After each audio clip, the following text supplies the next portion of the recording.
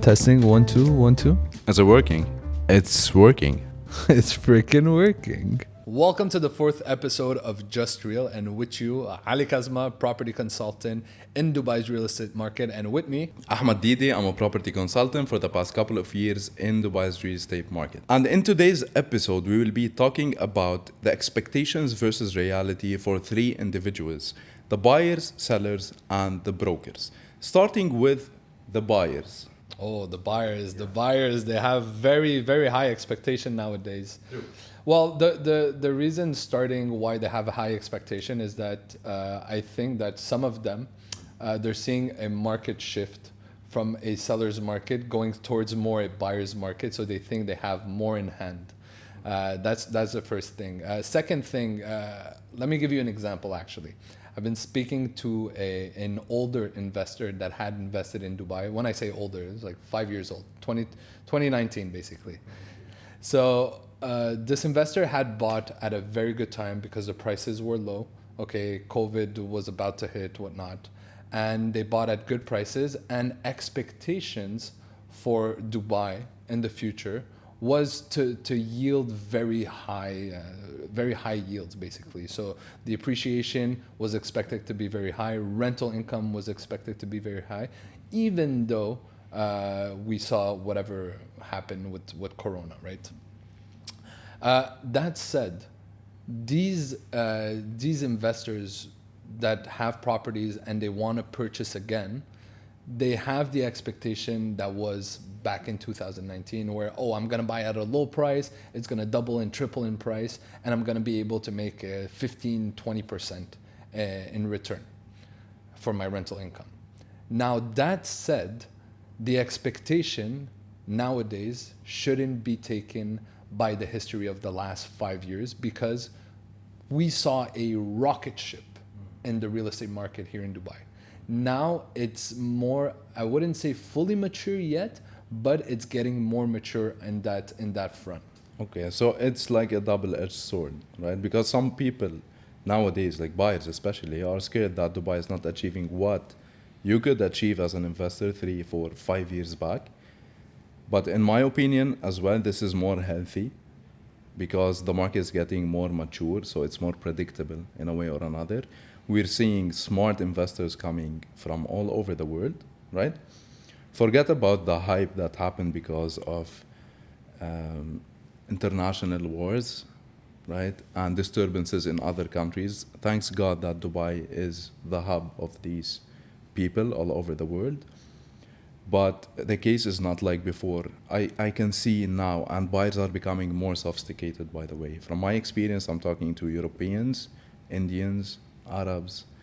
These people, they want to put $1 million dirhams. They want to project how much they will make out of this million in 4 or 5 years, which is tricky for us as brokers. It's not as easy as before, but I see this is a very healthy indication when it comes to expectations or goals, investment goals. And our job as brokers is really to manage the expectation of these buyers when it comes to the appreciation, the rental yields and all. We have hands-on the market right now, so we know what's happening. So to really tell them the truth about where to invest, the locations and all of that is, I think, the most important for them to understand that it's not wherever you put your money, you're gonna get that return, which unfortunately a lot of people still do, okay, because they don't have the right guidance, they don't have the right advisors talking to them. We're in a market that is full of salespeople and not enough of advisors. Yeah, and you know something, sarcastically, I've lost a lot of clients just because I was honest. And again, I'm not saying this just because it's a podcast and people will see us, clients will see, this is honest, let me work with him. No, for me, honestly, I don't care if you work with me, if you buy through me. What I really want is to secure something very good for you with certain kind of projections, realistic expectations, because it's millions of dollars or dirhams. So it's some people, in my opinion, if someone comes with $1 million dirham and he wants to invest it, This guy, 1 million dirham for this guy is like 100 million for another shark or whale in the market. So I don't treat them differently. And I appreciate that these people put every penny above every penny to have this money to invest it in Dubai's real estate market. But unfortunately, I can see a lot of investors or buyers, when you tell them what they have to hear, not what they want to hear, you lose them.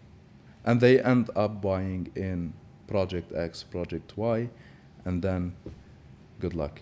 And that's why those people are not necessarily our clients, because the goal at the end of the day, real estate is a long-term game, and we're in for the long term.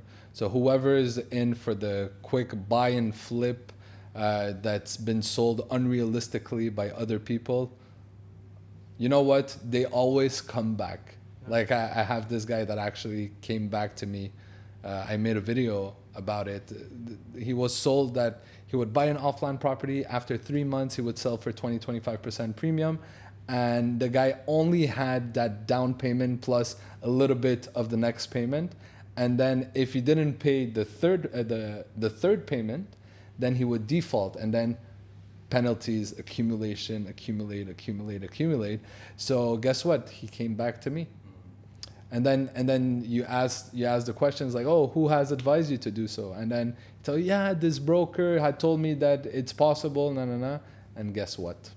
Yeah, you see, sales happens through emotions, unfortunately.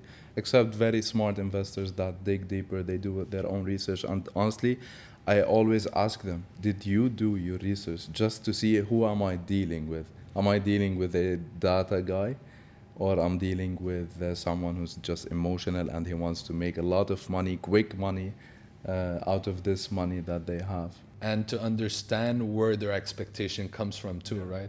I always tend to ask like, okay, where have you heard that? Where have you heard that you can make 15% rental yield nowadays by buying a property wherever you buy it? Like, you really either have to get something that is distressed to the max, or you've been lied to. So again, then you know who you're talking to, right?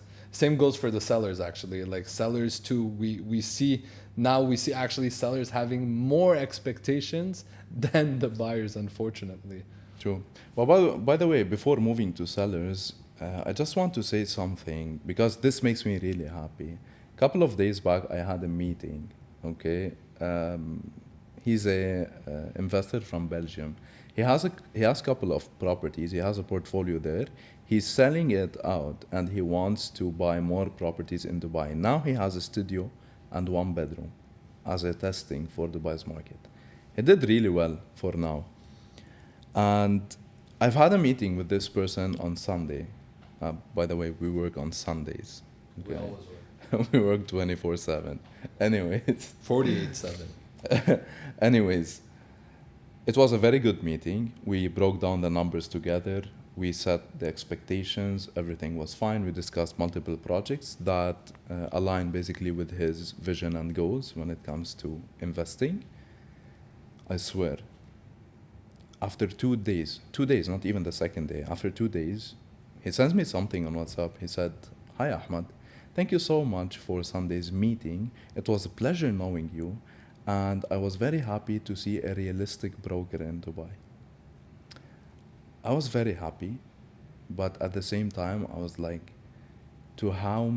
I wondered, how many brokers talked to this person and they overpromised or they sold the dream? Again, I'm not saying that Dubai is not a very solid real estate market. I'm not saying that you can do flipping, you can do all of these things, but you just need the right direction, right? The right project, and then you can make it. I'm 100% sure you can make whatever you want. Like fix and flip.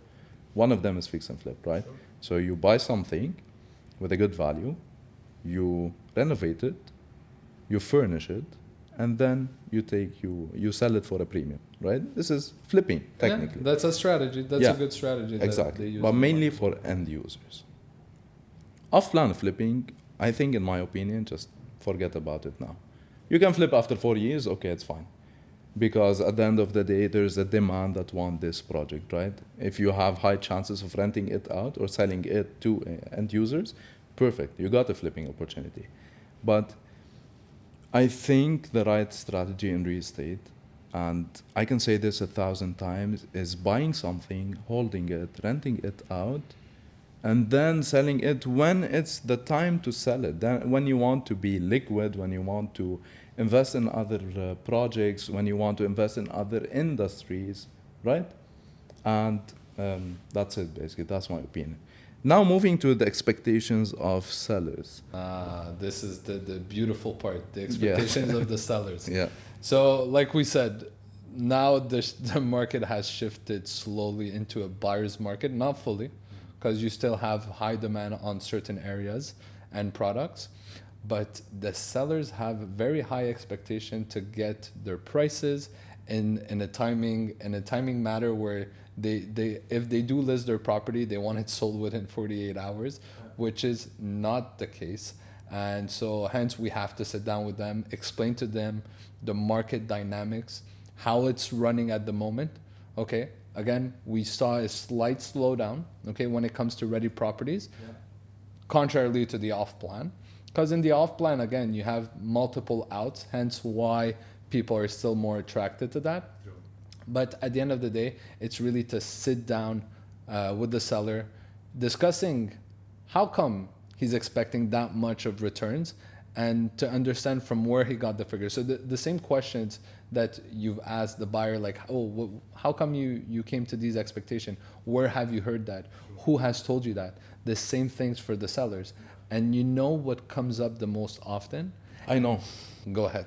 It's brokers promising these sellers that it's worth this amount. It's brokers calling the seller saying, hey, I have an offer for XYZ, which is already 10-20% above the market price. Yeah. And then they think that, oh, if a broker came to me with that offer, that means I could possibly sell it at that price. True. Look, there's a guy in the office. I love him. He does that all the time. Let's say he gives the right price, the right market price to a seller, and the seller says, no, I have an offer for 10-15% above that. He tells the seller, he's like, hey, let me take my other phone, call you, change my name, and tell you I have an offer for you for that exact price. Does it really mean I have an offer? Yes or no? So, so that's the thing. But this is a very good point, because receiving an offer, a verbal offer is something, but receiving a check with a passport copy, with an ID is something else. Absolutely. Right? So this offer is bullshit, right? It's just an offer in the air. Exactly. But unfortunately, not all the sellers are aware that I can now write a check and send you this check, and I can show you that I have an offer. But perfect. So this offer did not go through. And after that, so you as a seller, you will see that, this is a broker who brought me an offer, so I'm sure he's able to sell this property for me. I think sellers need more awareness as well. Okay, we always blame brokers that they oversell buyers or overpromise sellers or whatever. But in my opinion as well, is not only buyers need awareness, sellers as well need awareness, because they should be aware of the market prices all the time. It's an investment. It's like your kid. An investment is like your child. So you have to take care of it. You have to track it. And here comes our job, right? With a realistic approach, let's say. I would rather be realistic than... And the realistic approach, in my opinion, is really data-driven. It's what we see in the market at the moment. So the momentum of it. Yeah. And at the end of the day, it's all about the comparative analysis that you do for that specific seller. Good question. How do you price a property? So to price a property correctly, you have to look at multiple factors. And the most important is, in my opinion, the demand. The demand in that area for certain properties versus the supply. Give you a quick example. In a building, you have 82 bedrooms, all the same layout, all trying to sell. Which is unrealistic examples, I get you. Yeah. Are you going to be able to achieve the highest value for your property at that time? No. If the supply is 80 properties, it's a high like supply. like literally on Portis, if they are marketed. Yes. Like just listed. No you have fucking way. Exactly, right? So then when you show the numbers to the seller, because okay, the first thing I would do is basically show a report. Okay, those are the past transactions. That's what happened in your building. Yeah. Perfect. Then I go more in depth. This what happened for the 2 bedrooms with that layout. Yeah. Then after that, that's when I tackle the supply versus the demand. Yeah. Okay, in the past 3 months, you had 1 transaction. Does that mean it's moving quickly?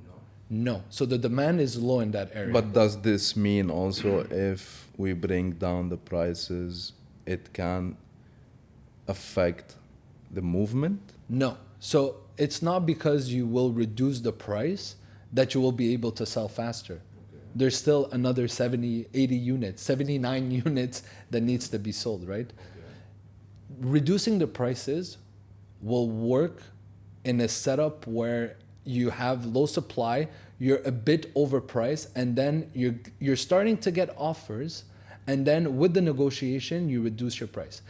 Again, case to case, you might reduce your price, get more leads, get more traction, get more people interested, but does it necessarily mean you're gonna sell faster? No, not necessarily. There's a lot of factors to take into account. You see, one major mistake, and I used to do this as well in real estate, is when someone asks me about the worth of their property, let's say I want to sell it or list it, I go to the last transaction, right? If it's 6.9 millions, I'll tell them it's 6.9 millions. Nah, you can't do that. Not knowing or not thinking about the supply and demand, not thinking about the trends, not thinking about the comparatives and the competition, because technically you as a seller, as a property owner, you're competing not only with the same layout in your property, you're competing with the whole sub-community of buildings, let's say, right? So if you have 4 buildings in the same location, like in downtown, for example, you have Opera District. So Grande, as an example, is not the competition of Grande itself. It might be the competitor of Opera Grande, right? It might be the competitor of Act 1, Act 2. So I think taking these into consideration and taking the supply and demand trends and how fast a broker can sell this property, because the exposure affects it, the marketing strategy, the what's it called? The action plan you put for a seller to sell this property for the highest value. All of these are factors of what's the price you can achieve. But again, it doesn't mean that they should have very high expectations. Just be reasonable, be realistic. And managing it is, I think, the toughest thing to do with sellers compared to buyers. Because when you sit down, you have to understand why they want to sell. What's the motivation behind it? If they want to reinvest the money, then as a good broker, you should have options lined up, good opportunities. Because if this person is yielding at the moment, like one of your previous owners, 12% net to his pocket. Yeah, do you remember? Oh my God, this guy, he was, what a pain, what a pain. But you see, that was back then when we were still rookies, and unfortunately there was a rookie mistake that was made. Exactly. I mean, that was a mistake. So the situation, just to remind you and the viewers, if someone is interested to know the story, at the time, I listed the properties for him. He had a portfolio of 3 properties. I listed this portfolio for him. I marketed the portfolio. We managed to get a client. We did the viewings. We gave the offers. We did the forms until Form F, the buyer and seller agreement. And here he invites me at his home at the time. And he tells me, Ahmad, when we sat down, he tells me, Ahmad, if I sell these properties, if I sign Form F now, where will I put all the money? I was like, I don't know what are you thinking? Like, Do you have business you want to inject it? Do you have another thing? Yeah, do you have properties in your home country? He was Iraqi. So that's it. And we lost the deal, basically. Because the expectations weren't managed from the beginning. Yes, and look, I was pissed off first. I was pissed off because I want my commission because I really worked hard on these properties. But at the same time, my mistake was not qualifying my seller, right? Because when it comes to qualification, I think we always do the same mistake, is we qualify the buyer, we qualify the broker, right? When we receive an inquiry as seller agents. But we miss to qualify a seller, right? And I think one of the reasons, I will not talk about all the reasons, psychological reasons, but one of the reasons is when we talk about the sellers or when we ask them, they feel it's personal questions. Like, you don't have to know why I want to sell. No, I have to know why, because I'm a problem solver, first. Second, this affects the whole strategy, the timing, the negotiations. Maybe the best strategy is not even to sell the property. It's to do something else to get you the money. Because some people will tell you, oh, I need the money. You need the money to do what with? And then maybe to refinance the property, for you to pull out equity would be easier than to put it on the market, market it, waste, unfortunately, broker's time, seller's times, buyer's time. And then after that, everybody gets frustrated.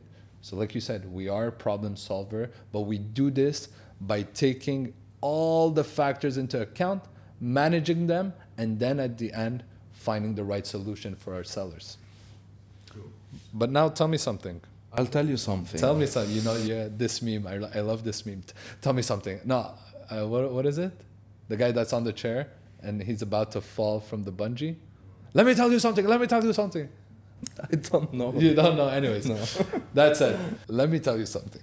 The brokers, okay, out of the buyers and the sellers, okay, I think coming into this industry are the ones that have the highest expectation, because it's not an expectation of ROI. It's not an expectation of, oh, am I going to get the best price possible? Am I going to be able to rent it out? Am I going to be making money to live this luxury lifestyle that I've been seeing all over social media? Sure. So that's something that we see more and more. And unfortunately, there's a lot of people that come to us within the industry that ask us, hey, how come I'm not making like this? How come I'm not making that much money? Da da da da da da. Yeah. And then we're there and we're like, man, you gotta do a lot of things. 100%, and to be honest, I'm hearing it a lot inside our company or outside of our company. A lot of people are saying that, oh, the market is slow, it's not like before, whatever. I'm like, are you doing what you have to do? And I'm not saying that I'm doing what I have to do, because for me personally, if I'm not doing the same results or better results than before, I would say I'm being lazy. As simple as this, I'm being lazy, right? I don't blame the market. You know why I don't blame it? First of all, because people made a lot of money in the lows of the real estate, right? Yeah. So in slow cycles, people made money because that's where buyers come, sharks come and open their mouths, right? Yeah. And in the fast-paced market, like now or 3-4 years back till now, a lot of brokers made money as well, right? Look, it's not to talk good about ourselves, but I think we have a lot of knowledge, more than other people. And these other brokers that we call the potato sellers, come get your property, and they're making money. And then people are seeing that because they're all over social media, they're all over everywhere. Everywhere you go, you're gonna see a broker selling your property, right? So these other brokers are seeing that and they're like, oh my God, they made so much money. How come? Blah, blah, blah, blah, blah, blah. But that's just a high time. And look at the same broker in the lower times. Look, but not only that, to be honest, okay, not everything is, again, some people buy emotionally, right? Some people buy emotionally. Maybe they like this broker. Whether a girl, a guy, they like this broker, okay? He's not so knowledgeable, but let's say he's passionate about this project and he's selling it. Not everyone is a liar, not everyone. They get lucky sometimes, which is as well fine. But at least a lot of these people take the initiative, by the way, right? I think, in my opinion, when it comes to real estate, intelligence or knowledge is not enough. I think initiative is a bigger factor behind why people make good money in Dubai. I would say something as well is the comparison. You know this quote, comparison is the kill of joy. Yeah. In real estate, it's the same. Comparison is the kill of commission, not joy. Okay? I like that. If someone is coming to real estate thinking only about money, which is not wrong, I joined real estate mainly because of money. I saw the money out of it. I was lucky to discover a lot of different aspects in real estate other than money. But if someone is comparing themselves to the sharks in the market, right, to Firas, to Lu'ay, to Anthony, not to name everyone, but there are sharks that has been there tens of years in the market already. They have the connections, they know people, they know things, right? They are experts, they know the laws. Okay, these people are on another level. They've seen this. You know what's the most important is they've seen the cycle. Yeah. They know the behavior of the market and where it's heading. Exactly. But joining real estate, comparing myself to this person, bullshit. I mean, I can take him as an idol, a mentor, someone you look up to. Exactly. But I cannot compare myself to these people yet. It's good to have ambition, but just try to be realistic again. Realistic. I think that's the most important for all three categories, for buyers, sellers, and brokers. In all cases, we all have to be realistic of our goals. Okay, aim for the stars, land on the moon. You know that famous quote. Yeah. Do what you gotta do. Do your research. Do your due diligence. And if you want to sell your property, you know who to consult. You? Oh, no, you. Okay. Us. Okay. Us as advisors. That was a subtle message for them. Okay. So our contact details is below. Contact us now. Contact details or details. Flipping. So thank you so much for listening to this episode. If you do have any questions, feel free to drop us a comment, like, subscribe, turn on the notification button, and we'll see you in the next episode.